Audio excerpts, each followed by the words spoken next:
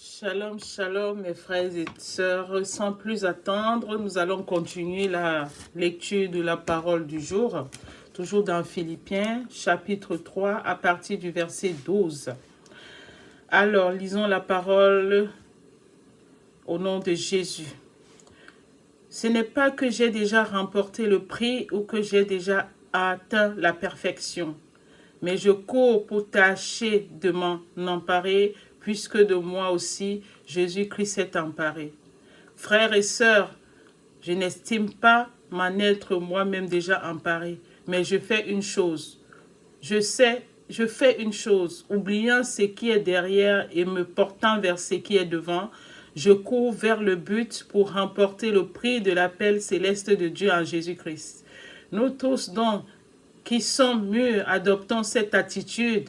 Si vous êtes d'un autre avis sur ce point, Dieu vous éclairera aussi là-dessus.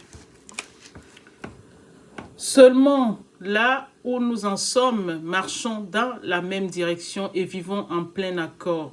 Soyez tous mes imitateurs, frères et sœurs, et portez les regards sur ceux qui se conduisent souvent le modèle que vous avez en nous. En effet, beaucoup se conduisent en ennemis de la croix de Christ. Je vous ai souvent parlé d'eux et je le fais maintenant encore en pleurant. Leur fin, c'est la perdition.